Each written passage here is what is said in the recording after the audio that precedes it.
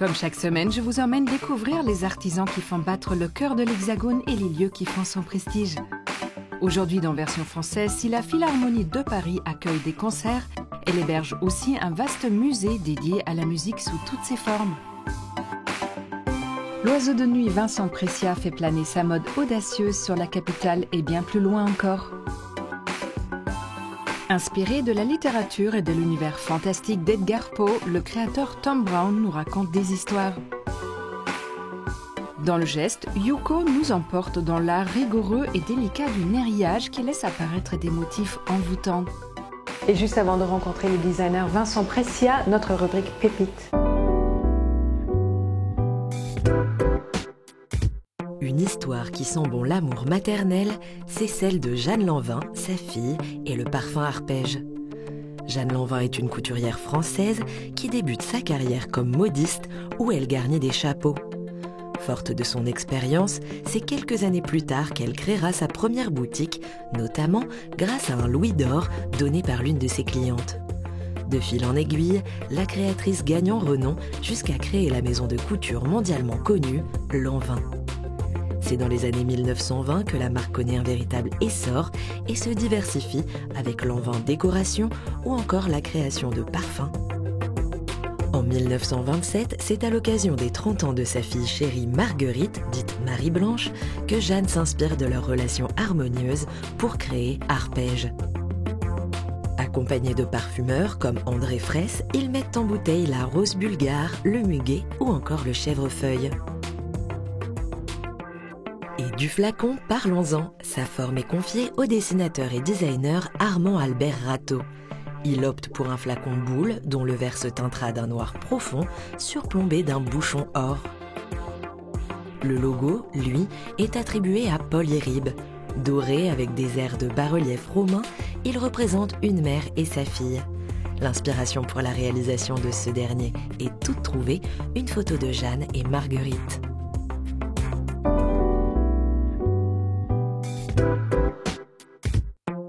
À travers de grandes œuvres du répertoire musical ainsi qu'une riche collection d'instruments, le musée de la musique se donne à voir mais aussi à entendre.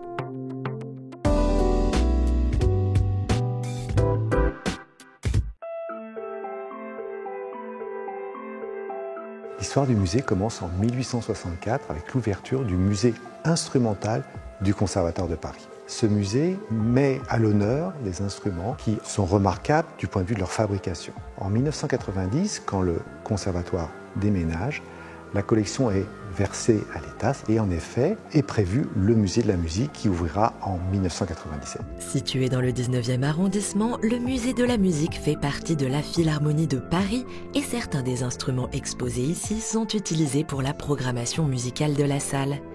Ici, de la Renaissance à nos jours, la visite se fait à travers des focus sur des grandes œuvres du répertoire musical occidental et extra-européen. Pour chacune de ces œuvres, on présente un ensemble instrumental de l'époque, mais aussi on rappelle dans quelles conditions cette œuvre a été écrite et créée autour d'une maquette du lieu de la première représentation de cette œuvre. Au-delà des ensembles instrumentaux, le musée expose des œuvres d'art, des objets et des outils, mais aussi des instruments ayant des histoires à eux seuls. Comme ce clavecin de Johannes Couché, fabriqué en 1652 avec son piétement typique de l'époque de Louis XIV. Il a ceci de remarquable, on préférait les faire évoluer plutôt que d'en fabriquer des neufs. Tant et si bien qu'en 1701, 50 ans après sa fabrication, il a été modifié assez profondément. On parle de ravalement, puisqu'on a ajouté un clavier, on a augmenté l'étendue de l'instrument et aussi on a refait complètement son décor. D'autres instruments ne changent pas, ils deviennent même des modèles de fabrication encore utilisés de nos jours.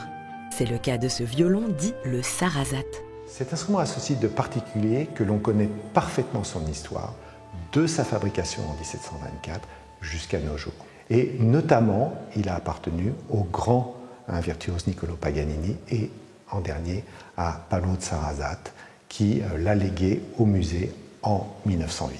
Moins connu, car il n'en existe que 3 exemplaires dans le monde et que l'un a disparu, l'octobasse impressionne par sa puissance dans les notes graves, mais aussi et surtout par sa taille de presque 3,50 m de haut. Comme c'est un instrument qui est de très grande taille, on devait monter sur cette estrade qui est ici, et on pouvait manipuler ses doigts, ses capodastres que l'on voit en haut grâce à ces pédales qui sont là ou à ces poignées, ce qui permettait de réduire la longueur vibrante de ces 3 grosses cordes, les notes étant Do, Sol, Do.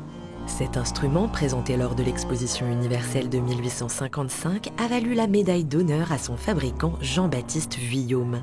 Mais ce n'est pas le seul à avoir fait forte impression lors d'une exposition universelle. Ce gamelan, tout droit venu de l'Indonésie, a marqué un grand compositeur français. Il a été offert au gouvernement français en 1887 et devant la beauté et la magnificence de cet ensemble, le musée du conservatoire de l'époque l'a prêté pour l'exposition de 1889. Et c'est à cette occasion que le compositeur Debussy a entendu pour la première fois les sons du gamelan. Ces sons qui l'ont vraiment émerveillé, il en a témoigné lui-même, de leur beauté, de leur timbre tout à fait particulier, qui à l'époque était absolument inouï. Le musée traverse aussi les époques avec l'apparition de technologies qui permettent de faire de la musique non instrumentale. Cette console a été conçue dans le cadre particulier de la naissance de la musique dite concrète. La musique qui met à l'honneur les sons, les bruits du quotidien. Tant et si bien que cet appareil qui a été conçu à la Maison de la Radio comporte à la fois une console de mixage, des entrées de magnétophone, un magnétophone qui permettait de mixer toutes les pistes, un système d'amplificateur et de préamplificateur, mais aussi tout un étage de synthèse sonore qui permettait, par ce jeu de matrice ici, de mélanger, de mixer des sons concrets et des sons synthétiques. Grâce à ces 2 enceintes qui sont là, on avait immédiatement le rendu sonore de ce qu'on était en train de créer. Les visiteurs peuvent même s'essayer à cette forme de musique dans la reconstitution du studio de Pierre Henry, connu comme étant le père de la musique concrète. Et pour ceux qui préfèrent écouter, un musicien ou une musicienne joue et présente chaque jour son instrument dans l'enceinte du musée.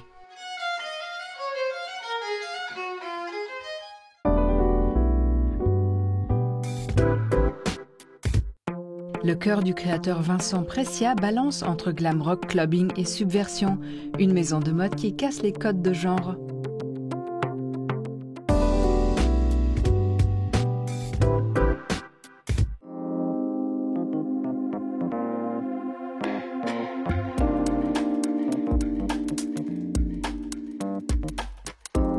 Bonjour Vincent. Bonjour. Vous êtes styliste de mode et créateur de la marque Prescia. Depuis toujours, vous évoluez dans le monde de la couture de par votre maman et votre grand-père. D'un style baroque aux accents gothiques et de l'époque victorienne jusqu'aux années folles, vous revisitez toujours le monde de la nuit, souvent en noir, mais toujours flamboyant. Toujours. Que signifie le noir pour vous, Vincent? J'y vois beaucoup de lumière dans le noir. Parce que souvent, dans le noir, on y trouve toujours de l'espoir. Qu'on soit, par exemple, je sais pas, dans une mauvaise période de vie ou quoi que ce soit, on dit toujours qu'on voit au noir, mais il y a toujours une lueur au bout. Et moi, je le vois plutôt comme ça. Vous avez fait vos classes chez Balmain, Saint-Laurent, Galliano. Oui. Et puis, le confinement est arrivé. Et qu'est-ce qui s'est passé exactement? Eh bien, comme beaucoup de monde, on a trouvé du temps. Ouais. Donc là, à ce moment-là, c'était la première fois que je me retrouvais avec beaucoup de temps face à moi depuis fort longtemps. Je me suis en fait commencé à m'amuser à montrer en fait les œuvres d'art que je faisais à côté, des choses que je ne montrais à personne. Et mon colloque de confinement me disait « Vincent, il faut que tu montres absolument ces choses-là ». Et donc du coup, j'ai commencé à montrer ça. Certaines personnes sont venues à moi et on a commencé à collaborer. Et c'est à partir de là que moi, j'ai rencontré en fait plus intimement Michel Lamy, la femme de Rick Owens. Et c'est à travers cette rencontre que je me suis lancée et elle m'a aidé justement à me dire « Bon, écoute Vincent, j'ai un lieu, on y va, dans 2 mois, je veux une collection, on y va et c'est parti ». Depuis son premier défilé en 2021, Vincent Prescia aime bousculer les codes, mélanger les genres et s'affranchir des limites. Quand on parle du Prescia, moi ce que je veux c'est self-confidence. Moi c'est ça que je veux montrer, c'est ça que je veux amener. C'est amener de la confiance en soi et se sentir fort et pouvoir justement combattre les temps dans lesquels on vit. Le vêtement au rang d'armure. Pour ce faire, Prescia aime jouer avec les textures. Changer les ossatures visuelles du corps humain jusqu'à déchirer les tissus. Aujourd'hui, c'est une nouvelle matière qu'il souhaite travailler pour sa prochaine collection. Avec Paola, je pense que ça pourrait être pas mal en pneus. Alors là, on va ouvrir les coutures sur le pneu. Et du coup, tu vois, ici, on a fait un test à plusieurs niveaux, loin et proche. Et je pense que le mieux, c'est quand c'est proche. Donc, on va tous les ouvrir comme ça. Et ça va nous créer un peu un effet, tu vois, de corsetterie. En pleine préparation de ces nouveaux looks, le créateur fait régulièrement appel à sa styliste pour finaliser les dernières tenues avant de les présenter au public. Le débardeur qu'on avait développé, du coup, il y a 2 saisons. Et donc, il y a celle-là que j'ai Elle a presque l'air finie. major, celle-là. Waouh. Franchement, Bah là, avec la jupe crayon blanche. elle est super jolie. Et tu vois, t'es tout de suite dans une opulence. Et après, quand tu te retournes, tu sens qu'en fait, il y a une vraie carrure. Tu vois, il y a une vraie veste avec un vrai col, des vrais détails. Et le dos est complètement corseté, du coup. Sur le défilé, quand on la verra de dos, ça fera vraiment un superbe effet. Ouais, quoi. ça fait waouh. Pour Vincent, la silhouette ne se limite pas qu'aux vêtements. À chacune des collections, tout l'univers est extrêmement poussé. Les accessoires, le maquillage et les coiffes ont ainsi une place de choix. Le designer aime s'entourer d'artisans au savoir-faire précis et les défilés se transforment en véritables shows. Alors je sais qu'en tant que styliste pour Vincent depuis plusieurs années, ce qui est super dans le fait qu'on travaille ensemble, c'est vraiment qu'il y a un univers très chargé et que ça ne s'arrête pas qu'aux vêtements. Je pense qu'on est dans une époque où on a besoin un petit peu aussi de faire rêver les autres. On a un petit peu envie de créer cette chose théâtrale, si je puis dire. On n'a pas besoin d'une autre marque pour nous faire juste du prêt-à-porter basique sur un runway. Nous, on est là pour faire rêver les gens. Et ça se voit dans l'accumulation de tous ces détails qu'il n'y a pas chez tout le monde. Levana, viens avec moi, je vais te montrer.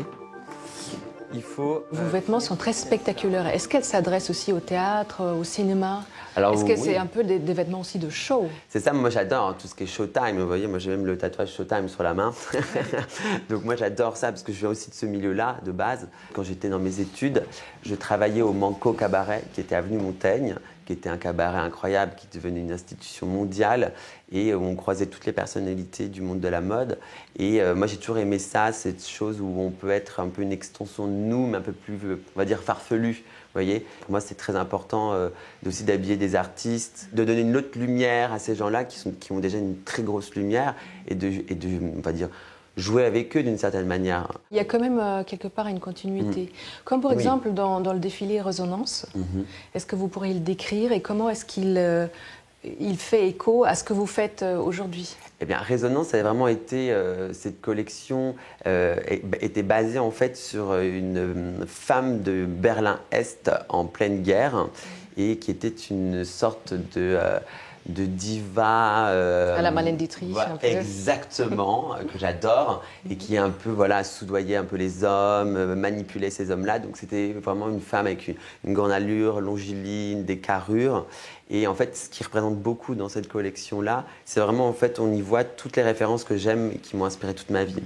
Enfin, voilà, Marlène Dietrich, on peut avoir tout ce qui est donc les longues robes, les grandes carrures, ce que j'ai toujours aimé les femmes avec le pouvoir, les matières, on y voit beaucoup de matières, que ce soit en vinyle, on a la fausse fourque, moi j'ai toujours adoré ce genre de choses, qui a aussi un côté bourgeois, un peu d'époque. C'est très noir, c'est très fort, c'est sur vraiment des femmes. Glamour aussi. Voilà, il y a un côté très glamour, exactement. Et l'une des vestes iconiques de cette collection Résonance reprend l'un des principes phares du créateur, la métamorphose et l'aspect modulable des pièces. Ce qui est intéressant en fait dans cette veste aussi, c'est qu'elle est déclipsable.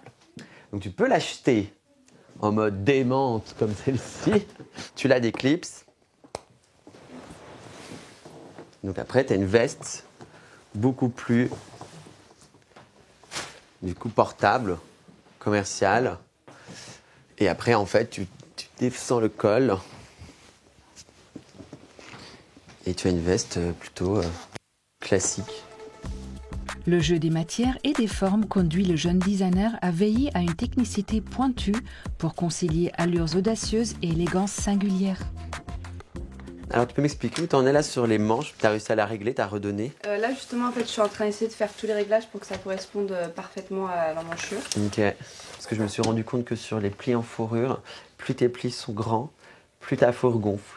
Ouais. Tu vois, parce que là, je pense qu'ils sont trop. Il y en a trop tout petits, je pense qu'ils vont se noyer dans la fourrure. Ouais. Il faut mieux qu'ils soient gros, comme ça te fait un gros et en fait le pli va tout de suite gonfler dans la matière et on aura là le volume qu'on cherche. De la 3D à la surface plane, le designer est un artiste complet. Sous le pseudonyme de Nick Ria, il aime créer des collages à partir de distorsions visuelles de ses photos personnelles, qui le guident vers une source d'inspiration infinie. Alors j'ai utilisé des images donc, de mode, peuvent être les miennes, et donc à partir de là, j'en fais des collages, et avec ces collages-là, je les transpose sur des vêtements, du tissu qui deviennent des prints. Par exemple, là, vraiment sur un petit col roulé classique, mais là, par exemple, on y voit la tête de David Bowie, pour le coup. David Bowie qui est étiré. Les supports se mélangent et les formes artistiques se répondent.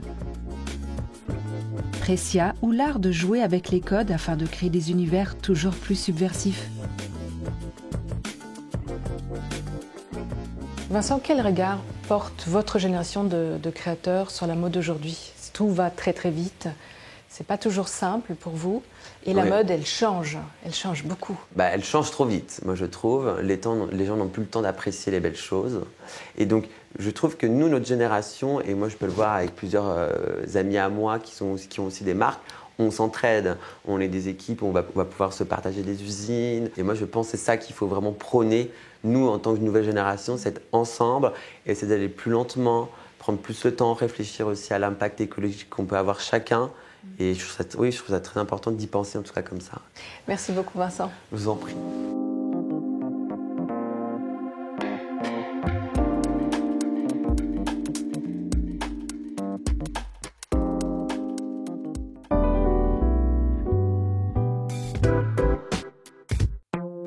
À travers sa collection Automne-Hiver 2024, Thom Browne livre une adaptation de l'œuvre d'Edgar Poe dans une collection fantastique.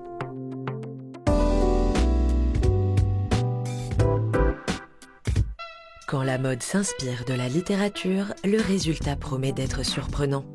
Démonstration avec Thom Browne qui, pour l'hiver 2024, nous embarque dans un univers fantastique tiré de l'œuvre d'Edgar Poe, où d'étonnantes créatures déambulent dans un décor déconcertant. Célèbre pour ses défilés oniriques qui, chaque saison, offrent un moment suspendu de poésie dans la frénésie de la Fashion Week, le créateur américain aime raconter des histoires. Chaque élément de décor, de lumière ou de son contribue à créer une ambiance magique qui emporte le public au cœur des contes et des légendes dont il a le secret. Cette saison, il s'agit du Corbeau, un poème d'Edgar Poe qui nous plonge dans l'atmosphère gothique d'une nuit d'hiver. Un jeune veuf y reçoit la visite d'un oiseau après la mort de sa femme et finit par sombrer dans la folie. Partout dans la collection, le corbeau revient comme un leitmotiv, imprimé sur des manteaux ou évoqué par des coiffures de plumes. Au milieu du décor, une femme perchée sur des échasses se dresse comme un arbre. Une présence mystérieuse qui symbolise l'imagination fertile de l'écrivain, dont sortent des enfants prêts à écouter son histoire. Nombreux sont les créateurs à s'être inspirés de la littérature romantique et gothique, dont l'imaginaire regorge de décors richement détaillés, où le vêtement a toujours une place de choix. C'est le cas de Miuccia Prada, qui en 2019 a dédié une collection au Frankenstein de Mary Shelley, ou de la marque Rodarte, qui s'est inspirée du Dracula de Bram Stoker pour l'hiver 2020. Des récits qui cristallisent les grandes obsessions de l'être humain que sont la vie, la mort, l'amour et la création. Mais Thom Browne, tailleur de génie avant tout, se sert surtout du corbeau d'Edgar Poe comme d'un socle esthétique, une des nombreuses références au folklore américain qu'il aime tant travailler et sur lequel il s'appuie pour laisser aller ses obsessions et enrichir son univers. Parmi elles, le costume est l'élément clé de son vocabulaire. Il s'inspire ici des années 10 et des illustrations de Georges Goursat qui caricaturaient la haute société. Les longs par-dessus se mêlent aux voilettes de deuil et à des silhouettes qui accumulent les couches et les géométries, évoquant la mue d'un insecte. Comme à son habitude, Thom Browne parvient à mêler ses références fantastiques à un vestiaire désirable qui pousse le tailoring toujours un peu plus loin. En s'appropriant un grand classique de la littérature, il opère un croisement entre les arts et rappelle que le rôle d'un créateur est avant tout de faire vivre les œuvres. Plus besoin alors de choisir entre vêtements portables et vision onirique, puisque le propre de la mode, c'est bien de nous offrir les deux.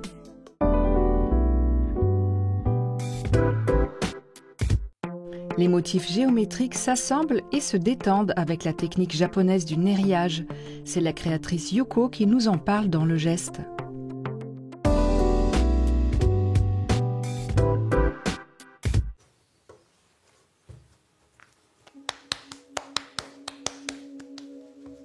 C'est de méditation. Quand on fait, c'est long. Parfois, c'est compliqué, mais ça ne me dérange pas du tout, en fait. Passer le temps avec une matière, avec mes mains, voilà, ça ne me dérange pas. C'est au contraire, ça me fait plaisir. J'oublie le temps. Professeure des écoles au Japon, Yuko Kuramatsu fait ses valises et s'installe à Poitiers il y a 25 ans, guidée par une envie qu'elle ne sait définir. Quelques années passent et elle découvre la céramique, d'abord au tour, puis le modelage l'amène vers une technique japonaise appelée nerikomi ou nériage en français. Elle repart quelques semaines au Japon pour apprendre auprès d'un maître céramiste et décide de se plonger corps et âme dans l'aventure à son retour en 2016. Le mot nerikomi, c'est le mot japonais. Et neri, c'est la pétrir. Et komi, c'est donc dans la matière. Donc ça veut dire que nerikomi, c'est les couleurs dans la matière, littéralement. En fait, tous les motifs sont pas peints, mais ce n'est pas imprimé non plus, c'est dans la pâte. Et donc ça veut dire que mon travail commence par colorer la porcelaine. La terre, ça peut être le grès, la faïence, n'importe, mais j'ai choisi la porcelaine par sa blancheur et la translucidité. Chaque intégration de couleurs est mathématique. Avec son nuancier, elle sait combien de grammes d'oxyde elle doit mélanger à sa porcelaine pour avoir l'effet souhaité. Une fois sa terre colorée, Yuko débute le long travail de façonnage de ses motifs. Et là, je suis en train de faire un motif traditionnel japonais. On commence comme ça, comme un maquis. Là, je vais rallonger. Yuko manipule sa terre, la roule, l'étend et rallonge son boudin coloré. Un processus très long où plusieurs étapes intermédiaires de découpage et d'assemblage se succèdent pour petit à petit se transformer en une répétition de motifs qui crée une plaque au dessin raffiné. Je fais attention que ce soit tout droit, mais en même temps, c'est pas imprimé, c'est pas peint. Donc, naturellement, les lignes ne sont pas vraiment tout droits. Et ça, c'est aussi, j'aime bien. C'est le charme de cette technique. Un balai qui allie gestes délicats et plus fermes de façon à homogénéiser le mélange des couleurs et éviter au maximum la casse au séchage. Des aléas propres à cette technique du nerikomi avec lesquels il faut accepter de composer et qui sont décuplés avec l'utilisation de la porcelaine, qui est une terre qui n'aime pas trop être manipulée. Ça peut faire la tension entre les deux couleurs. Ça arrive de perdre plein de pièces dans le séchage. Donc il faut que je serre bien pour que ça soit bien collé. Et on dit souvent la porcelaine c'est capricieuse et il ne faut pas trop manier. Il y a beaucoup trop de manipulation en fait. Pour s'évader de cette rigueur, Yuko a imaginé des œuvres plus libres et sculpturales qu'elle nomme patchwork en utilisant des tranches de nériage mises de côté. C'est des choses que je ne faisais jamais avant, c'est déchirer, poser, que je me permettais pas parce que je pensais que c'est pas propre. Il y a des spontanéités, la liberté dans les patchwork. En fait, il y a des surprises, des couleurs, des compositions de couleurs. Pendant le collage, parfois je me souviens pas comment j'ai fait.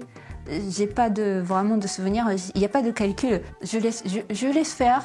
Qu'elle se laisse guider par ses mains en créant des œuvres sculpturales et spontanées destinées aux galeries et à la décoration d'intérieur, ou qu'elle imagine de l'art de la table raffiné pour des particuliers, Yuko est animée par son médium et la polyvalence qu'il lui offre.